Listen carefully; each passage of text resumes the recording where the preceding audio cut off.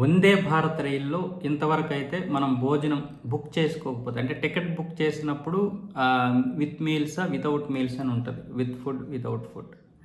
అప్పుడు కనుక మనం ఫుడ్ బుక్ చేసుకోలేకపోతే మళ్ళీ ట్రైన్లో మనం కొనుక్కోవడం కావదు. బయట నుంచి ఎవరు రారు, లోపల కొందామంటే వాళ్ళు ఎవరు. ఒక టీ తప్ప 20 రూపాయలు తీసుకుని టీ మాత్రమే ఇస్తారు కావాలంటే. అది కూడా ఒక్కసారే ఇస్తారు, ఎప్పుడు కావాలంటే అప్పుడు ఎవరు.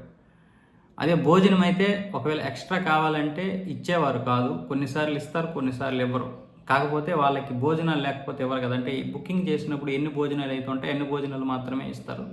అందులో మహా అయితే మరొక 20-30 భోజనాలు మాత్రమే ఎక్స్ట్రా ఉంటాయి కాబట్టి ఇవ్వడానికి అవకాశం ఉంటుంది.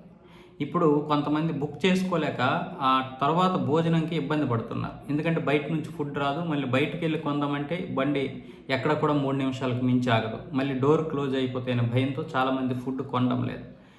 దానివల్ల ఏమవుతుందంటే ఈ ఆకలితో ఇబ్బంది పడుతున్నారు. అందువల్ల ఇప్పుడు రైల్వే శాఖ కొత్త విధానాన్ని తీసుకొచ్చింది. మనం Vande Bharat train ticket book చేసినప్పుడు ఒకవేళ భోజనం కనుక బుక్ చేయకపోయినా పర్వాలేదు, లోపలికి వెళ్ళి అడిగినప్పుడు వాళ్ళు మనకి ఫుడ్ ఇస్తారు. స్నాక్స్ కావాలంటే స్నాక్స్, ఫుడ్ కావాలంటే ఫుడ్, ఏది కావాలంటే అది ఇస్తారు.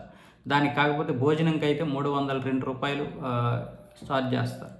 అదే స్నాక్స్కి సపరేట్గా ఎంత ఛార్జ్ చేస్తారో ఇంక తెలియదు. ఆ విషయాలు అయితే చెప్పలేదు. కానీ మీరు భోజనం టికెట్లో ఒకవేళ భోజనం బుక్ చేసుకోలేకపోతే భయపడాల్సిన అవసరం లేదు, ఆందోళన చెందాల్సిన అవసరం లేదు, ట్రైన్లో ఇస్తారని ఇప్పుడు రైల్వే శాఖ అయితే ప్రకటించింది.